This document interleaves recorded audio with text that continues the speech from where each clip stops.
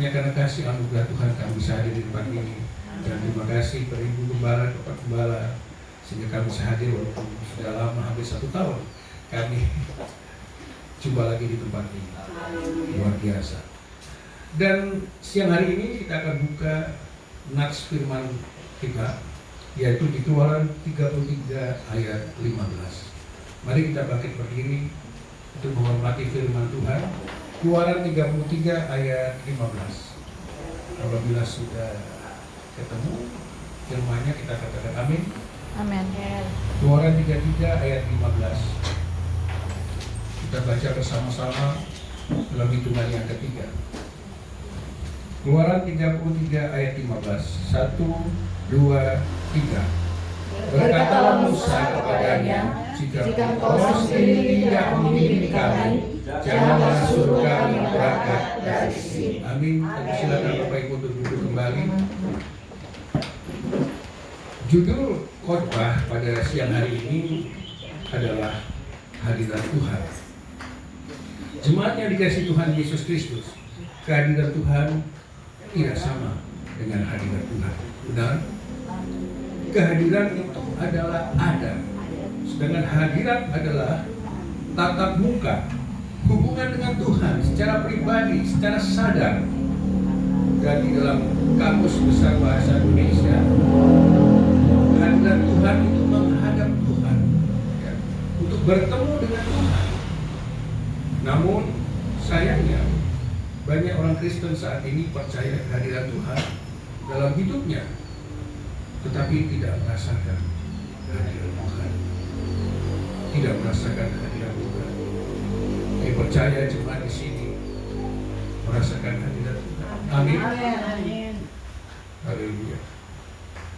Firman tadi kita ambil dari perikop Musa meminta penyertaan Tuhan di gurun. Hal ini menjelaskan bahwa Musa perlu hadirat Tuhan dalam memimpin bangsa Israel di gurun. Padahal di ayat 2, Tuhan telah mengutus malaikat untuk berjalan di depan untuk menghalau musuh-musuh mereka. Ternyata Bapak Ibu, tidak cukup hanya malaikat, harus Tuhan sendiri, kata Musa. Karena situasi gurun yang dihadapi Musa dan bangsa Israel tidak mampu kalau hanya menyerahkan dipimpin oleh malaikat. Harus Tuhan sendiri yang turun bagi bangsa Israel. Glory Jesus. Situasi gurun di situ antara lain ada 6 suku yang berkuasa yang sudah terlatih berperang. Suku Hewis, suku Feris, suku Amon, dan banyak suku di situ selain 6 suku ini. Dan bangsa Israel waktu itu hanya budak, hanya membangun batu bata, tidak terlatih berperang. Dan pada ayat 14 dikatakan, aku sendiri, my presence. Akhirnya Tuhan membuat perjanjian, membuat keputusan hadir dalam suku bangsa Israel. Haleluya. Kalau kita baca di firman Allah yang hidup, kata membimbing adalah menyertai. Jadi bukan hanya membimbing tapi menyertai, terlibat di dalam perjalanan itu. Menyertai dalam penyertaan adalah hadirat Tuhan, inclusion. Jadi Tuhan ada di dalam bangsa Israel. Sekalipun bangsa Israel tegak tengkuk, sekalipun pada pasal berikutnya Tuhan didukakan, disedihkan, didukakan, dikhianati oleh bangsa Israel itu. Tapi Tuhan kita setia. Haleluya. Jemaat yang dikasihi Tuhan, di perjanjian lama selalu dikaitkan hadirat Tuhan itu dalam bentuk fisik atau dalam tabut perjanjian atau Ark Covenant, di mana ada dua kerub yang menutup di tutupan suci itu. Di situ ada tabut perjanjian dan ada isinya tongkat Harun, mana dan 2 loh batu. Di situ di antara 2 kerub, malaikat kerub itu di situ Tuhan hadir. Dan itu di hadiratnya adalah versi fisik. Tetapi di perjanjian baru dengan kasih anugerah, firman menjadi manusia dengan anugerah karya kayu salib, hadirat Tuhan itu hadir di bait suci di tubuh kita masing-masing melalui kuasa Roh yang Kudus. Haleluya. Di 1 Korintus 3 ayat 16, tidak tahukah kamu bahwa kamu adalah bait Allah dan bahwa Roh Allah diam di dalam kamu. Jadi tidak ada perantara lagi. Haleluya. Mari kita baca di 1 Yohanes 2 ayat 24, 25, bagaimana Tuhan membuat suatu modal dasar bagi anak-anak Tuhan di dalam melangkah untuk menempuh situasi buruk. 1 Yohanes 2 ayat 24, 25 saya bacakan. Dan kamu apa yang telah kamu dengar dari mulanya itu harus tetap tinggal di dalam kamu. Jika apa yang telah kamu dengar dari mulanya itu tetap tinggal di dalam kamu, maka kamu akan tetap tinggal di dalam Anak dan di dalam Bapa. Dan inilah janji yang telah dijanjikannya sendiri kepada kita, yaitu hidup kekal. Haleluya. Haleluya. Jadi hadirat Tuhan dalam perjanjian baru jadi bentuk roh spiritual, bukan hanya fisik. Dan ini langsung Tuhan sendiri yang menyatakannya. Tanpa perantara, kita bebas akses kepada Tuhan. Tubuh kita adalah gereja. Gereja bukan melihat gereja secara fisik bangunannya. Dan kalau Bapak Ibu, terutama jemaat-jemaat yang sudah lanjut, janda-janda, kalau boleh saya tahu, apa yang Bapak Ibu rasakan di dalam tubuh Bapak Ibu kalau Bapak Ibu memiliki hadirat Tuhan? Apa coba Bapak rasakan? Coba rasakan. Ya, betul, sukacita, betul sudah. Tapi secara fisik Bapak Ibu, kalau Bapak Ibu sadar, renungkan, baru 1 minggu yang lalu Tuhan berikan inspirasi pada saya. Ternyata kehidupan Tuhan melalui hadirat kita itu adalah nafas. Amen. Nafas Bapak Ibu. Ada yang mengatakan seorang penginjil nafas itu dari kata-kata Yahweh. Pada saat kita tarik Yahweh. Kenapa Bapak Ibu? Kejadian 2 ayat 7, ketika penciptaan manusia diciptakan dari tanah dan debu.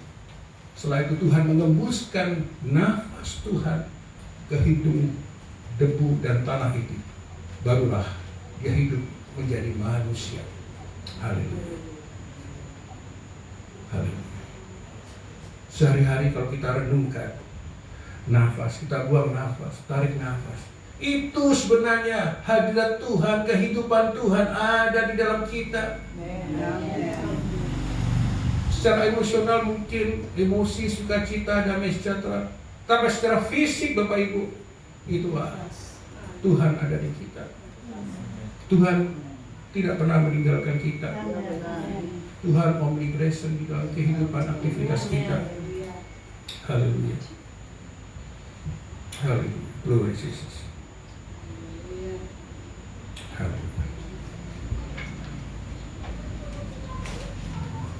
Ya, hadirat Tuhan kadang-kadang di setiap aktivitas ibadah, seperti kita menyanyi girang-girang pujian penyembahan, ada sesuatu yang buat kita menangis sampai bulu yang berdiri. Ya, itu bisa menjadi salah satu gambaran hadirat Tuhan di tempat kita ibadah, di tempat ini sekalipun. Tetapi tidak selalu itu menjadi tanda bahwa hadirat Tuhan itu ada. Hadirat Tuhan itu secara spiritual tidak diukur hanya secara emosi, tetapi diukur dengan iman, berupa ucapan syukur yang melambangkan ketaatan kita kepada Tuhan. Bagaimana sikap hati kita kepada Tuhan, sehingga hadirat Tuhan itu ada di bait kita. Haleluya. Haleluya. Jadi tidak mungkin bagaimana kita melangkah ke situasi gurun. Seperti tadi katakan, Tuhan selalu mengatakan sebuah masa itu dalam bentuk musim. Kenapa? Karena akan berubah musim itu. Ada musim panas, musim hujan. Demikian juga situasi gurun yang dialami Musa, yang kita alami mungkin Bapak Ibu. Setiap persoalan kita, situasi gurun dalam hidup kita, tidak mungkin kita hadapi dengan hati yang seperti gurun juga. Hati harus kita ubahkan supaya kita bertahan di situasi gurun. Haleluya. Haleluya. Dan tanda hadirat Tuhan tidak ada dalam hidup kita, bukan hanya jemaat tetapi hamba-hamba Tuhan. Ada 3. Yang pertama saya catat di sini. Yang pertama, kerohaniannya hanya rutinitas yang membosankan. Praise worship-nya itu saja. Kita malas baca firman Tuhan. Yang nomor 1, bahwa Tuhan tidak ada hidup di dalam baik kita. Yang kedua, tidak ada pertumbuhan karakter kerohanian. Apa yang disebut sebagai lelah rohani. Pelayanan tidak berkembang. Tidak ada antusias untuk kenal lebih dalam dengan Tuhan. Oleh karena hadirat Tuhan hadir, itu nanti akan akhirnya menjadi proses pengenalan akan Tuhan. Dan yang ketiga, bila kita selalu mengandalkan kekuatan manusia, kekuatan kita. Haleluya. Haleluya. Begitu caranya kita untuk membangkitkan lagi hadirat Tuhan yang mungkin sudah aus atau sudah berkurang, kalau perlu di-recharge seperti HP di-charge gitu Bapak Ibu. Hanya 3 cara. 3 cara juga. Yang pertama, bereskan dosa, kesalahan, cepat balik. Bereskan segala kesalahan kita. Dan yang kedua adalah doa, firman, dan ucapan syukur. Dan ketiga adalah kembali ketaatan itu kita bangun. Haleluya. Ada 3 tanda yang tidak kehilangan hadirat Tuhan. Ada kebosanan, lelah rohani, mengandalkan tubuh, mengandalkan kekuatan kita saja akhir-akhir ini. Dan harus kita ubah, kita cas dengan 3 cara. Bereskan dosa, kesalahan kita. Bangun doa, firman, dan ucapan syukur. Serta kembali membangun ketaatan kepada Tuhan. Haleluya. Haleluya. Jemaat yang dikasihi Tuhan, hadirat Tuhan itu sebenarnya tadi katakan pada saat awal penciptaan manusia, tubuh manusia sudah sebagian besar ada hadirat Tuhan dalam bentuk nafas kehidupan Tuhan. Dan yang kedua, pada penciptaan manusia pada saat Adam dan Hawa di Taman Firdaus, hadirat Tuhan, mereka selalu ada di dalam hadirat Tuhan. Sampai akhirnya mereka jatuh karena dosa, karena tipuan iblis. Karena apa? Iblis tahu karakter manusia ini. Dan inilah yang menjadi karakter. Akhirnya mereka harus keluar dari Taman Firdaus. Yaitu karakter yang tidak mengenal puas-puasnya, tidak pernah mengucap syukur, selalu ingin yang berlebih-lebih. Karakter ini diilhami oleh Lucifer, sehingga Lucifer harus diusir. Terlebih segala atribut musik, paduan suara, apapun yang ada di tubuh Lucifer, Tuhan lepas dan diberikan pada manusia. Dan akhirnya manusia semakin dicemburui dan terus diawasi oleh Lucifer ini. Lucifer sakit hati kepada kita. Haleluya. Haleluya. Glory Jesus. Nah, ucapan syukur ini Bapak Ibu di dalam Wahyu 4 ayat 9. Nanti Bapak Ibu bisa baca di rumah. Menjadi password kalau kita ambil ada password. Wahyu 4 ayat 9, password untuk hadirat Tuhan. Kalau hadirat Tuhan ada dalam tubuh kita, passwordnya adalah ucapan syukur. Tanpa ada ucapan syukur, Susah ada hadirat Tuhan di dalam bait tubuh kita ini. Haleluya. Glory Jesus. Dan hari ini baru 1 bulan lebih kita melangkah ke tahun 2025. Kita tidak tahu situasi gurun yang kita hadapi, Bapak Ibu, situasinya apa. Musik ke depan kita tidak tahu. Dan hanya ada satu-satunya kekuatan seperti yang Musa minta adalah hadirat Tuhan, dan itu harus ditempuh dengan ucapan syukur. Dan ucapan syukur, Bapak Ibu, itu besar kuasanya. Dan khususnya dalam menghadapi situasi gurun. Situasi gurun apa? 3 hal utama situasi gurun yang menakutkan manusia: kematian, kelaparan, dan penyakit. Bapak Ibu, itu bukan saya, itu ada di firman Tuhan. Banyak situasi gurun yang mengancam kita, di mana kita akan melangkah ke gurun itu. Tapi 3 inilah yang Tuhan selalu ingatkan: hati-hati, waspada. Engkau perlu ucapan syukur agar hadiratku hadir. Yang pertama, kematian. Ketika hadirat Tuhan hadir melalui ucapan syukur, bukan hanya tujuannya itu yang dibereskan Tuhan. Luar biasa, Tuhan itu memberi bonus, Bapak Ibu. Nanti kita akan lihat. Kita bahas mengenai yang pertama, kematian. Dari Yohanes 11 ayat 41. Ini kisah tentang Lazarus. Maka mereka mengangkat batu itu, lalu Yesus menengadah ke atas dan berkata, Bapa, aku mengucap syukur kepadamu karena Engkau telah mendengarkan aku. Haleluya. Sehingga Lazarus bangkit. Lazarus hidup kembali. Lazarus melanjutkan pekerjaan Tuhan di wilayah Betania. Lazarus dipakai Tuhan. Selain dia hidup, Lazarus dipakai Tuhan. Bukan main. Bagaimana perkenan Tuhan kepada Lazarus ini? Dia hidup dan dipakai Tuhan. Itu bonusnya. Dan yang kedua, tentang kelaparan. Dan kelaparan ini adalah prinsip yang selalu dirasakan bangsa Israel, yang tidak puas-puasnya dari roti, burung, mana, dan sebagainya. Dan ini cerminan dari manusia, bukan manusia dulu, tapi sekarang makanan.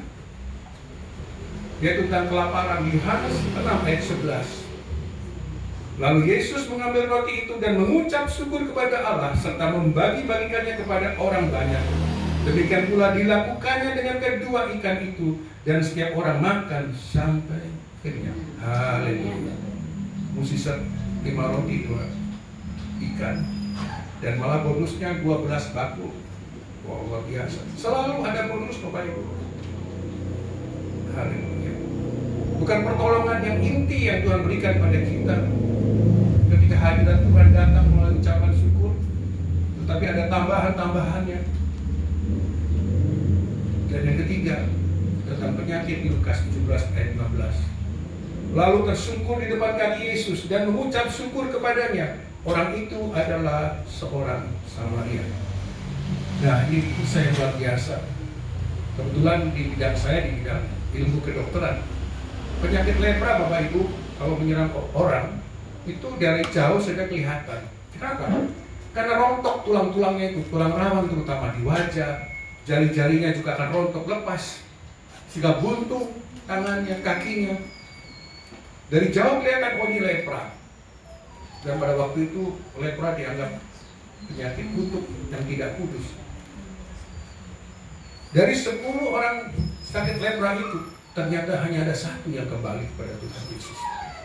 Dan yang luar biasa adalah dia adalah orang Samaria, orang kafir. Orang Yahudi sangat benci dengan orang Samaria karena kawin campurnya. Justru orang-orang seperti ini Tuhan Yesus panggil, Bapak Ibu. Dan apa yang dialami oleh orang Samaria yang sakit lepra ini? Ada 3 hal. Tahir, dia sembuh dari kustanya sama dengan 9 orang Yahudi yang lain yang meninggalkan Yesus. Tetapi ada bonus 2-nya. tulangnya yang putus tadi Bapak Ibu, dia akan tumbuh lagi, pulih as a whole. Dan yang ketiga adalah, wow, ini yang luar biasa, penderita lepra Samaria ini memperoleh keselamatan. Amin. Keselamatan Bapak Ibu. Bayangkan ada bonusnya, ada 2. Dipulihkan total dan keselamatan. Tuhan kita, Tuhan yang penuh kasih Bapak Ibu. Glory Jesus. Glory Jesus. Haleluya. Mengucap syukur hadirat Tuhan adalah satu ujung yang begitu membahagiakan kita sebagai umat yang percaya, adalah membawa kita kepada keselamatan. Haleluya. Hadirat Tuhan, taat, ucapan syukur, keselamatan, hidup kekal, itu adalah perjanjian kita dengan Tuhan. Perjanjian kita yang Tuhan tidak akan lalaikan. Kita baca di Keluaran 34 ayat 10. Keluaran 34 ayat 10, saya akan baca. Dan ayat ini penting sekali, bagaimana Tuhan berjanji kepada Musa dan bangsa Israel pada waktu itu. Keluaran 34 ayat 10. Firman-Nya, sungguh aku mengadakan suatu perjanjian di depan seluruh bangsamu ini. Akan kulakukan perbuatan-perbuatan yang ajaib, seperti yang belum pernah dijadikan di seluruh bumi di antara segala bangsa. Seluruh bangsa yang di tengah-tengahnya engkau diam akan melihat perbuatan Tuhan, sebab apa yang akan kulakukan dengan engkau sungguh-sungguh dahsyat. Haleluya, luar biasa. Haleluya. Ada perjanjian Tuhan, the Holy Covenant. Dan Holy Covenant ini Bapak Ibu juga terjadi pada masa Raja Daud. Haleluya. Jika ketika kita lihat Mazmur 27 sampai 31, di situ Bapak Ibu bisa melihat bagaimana Raja Daud itu selalu membutuhkan kehadiran Tuhan dalam setiap pemerintahannya. Setiap hari 24 jam ada 144 orang yang selalu bermazmur di kerajaannya, selalu memuji, menyembah. Wow, luar biasa. Walaupun kerajaan, monarki, tempat pemerintahannya ini Bapak Ibu sama sekali tidak meninggalkan bagaimana dia ingin Tuhan selalu dekat dengan dia. Haleluya. Hingga pada suatu hari Raja Daud melihat tabut perjanjian itu, loh kok diletakkan di kemah yang biasa-biasa saja. Akhirnya dipanggil penasihatnya Nabi Nathan. Nabi Nathan, bagaimana ini secara to the point saja, bahwa Nabi Nathan diminta pertolongan. Bagaimana kita perlakukan tabut ini? Saya ini membangun tempat yang indah bagi tabut ini. Tapi Nabi Nathan melalui pewahyuan Tuhan mengatakan, itu bagus, tapi bukan kamu yang melakukan, telah Salomo anakmu. Tapi apa yang terjadi Bapak Ibu?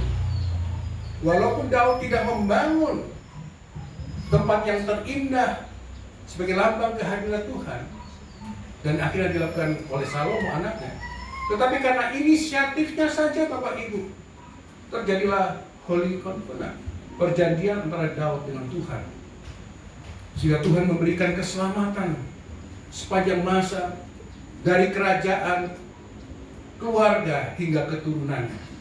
Haleluya. Haleluya. Glory Jesus.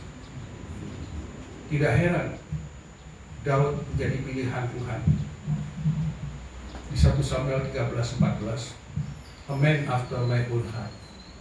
Pada hati Tuhan itu sebagian difokuskan kasihnya pada Daud, karena Daud begitu mengasihi Tuhan dengan pujian penyembahannya yang tidak kenal henti-hentinya. Oleh karena itu dalam setiap ibadah saya selalu mengatakan, Pujian penyembahan itu bukan pelengkap firman. Pujian penyembahan itu bagian dari kehadiran Tuhan. Haleluya. Oleh karena itu kalau WL tadi, ayo angkat tangan Bapak Ibu. Sebelum kita kena stroke, kena verlam, tidak bisa angkat tangan. Kalau kita sehat, angkat tangan, tepuk tangan. Loh, kita berhadapan dengan penguasa hidup, sumber hikmat, sumber segala-galanya. Haleluya. Haleluya. Kita tidak bisa main-main. Haleluya. Ibadah bukan melihat jumlahnya, gedungnya. Ya, itu perlu, tapi itu hanya aksesori. Tapi bagaimana hati kita? Haleluya. Glory Yesus. Kabar baik siang sore hari ini Bapak Ibu. Manusia itu adalah makhluk yang lemah, makhluk yang rapuh. Seringkali harus dihadapkan di dalam situasi gurun yang tidak menentu.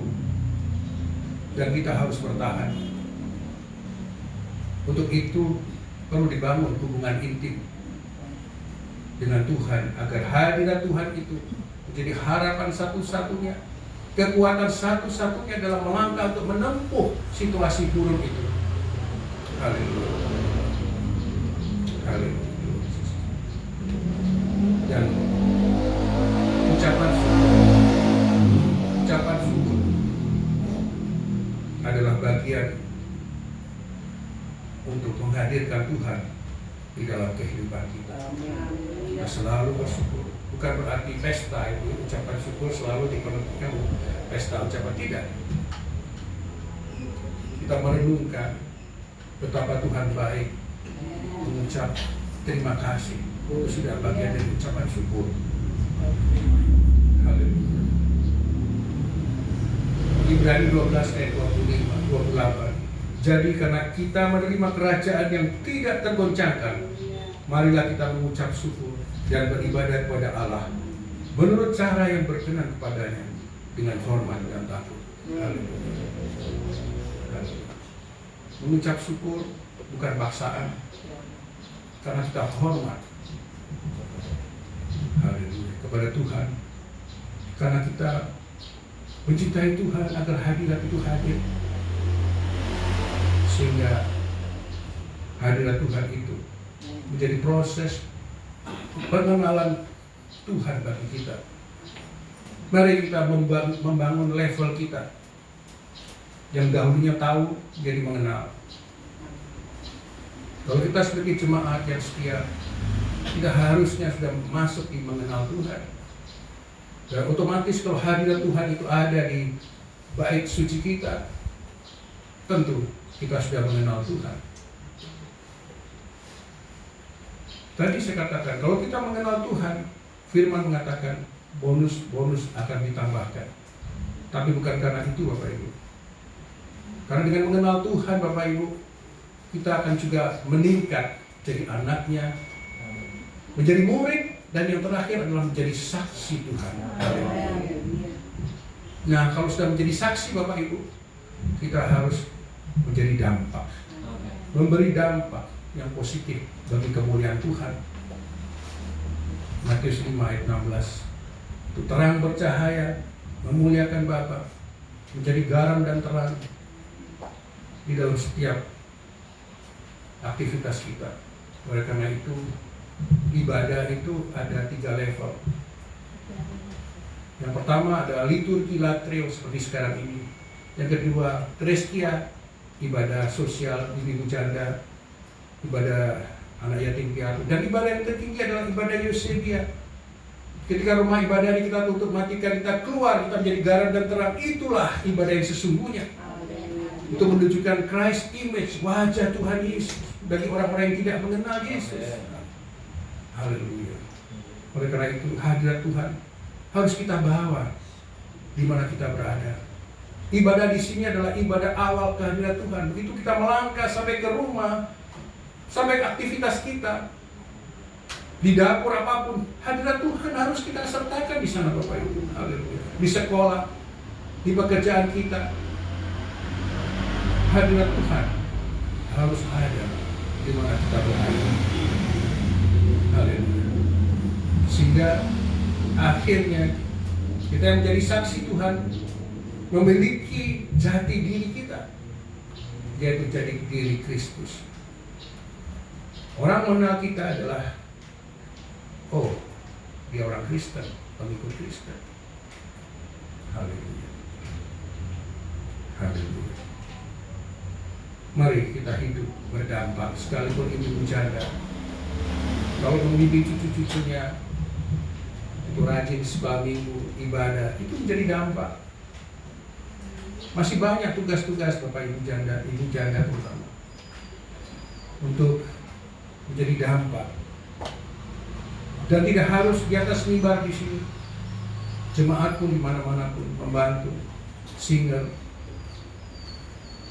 membantu pelaksana ibadah, itu juga memberikan dampak untuk kita selalu berada di hadirat Tuhan. Haleluya. Baik, saya akhiri firman Tuhan. Kita tutup dengan sebuah lagu. Hadirat-Mu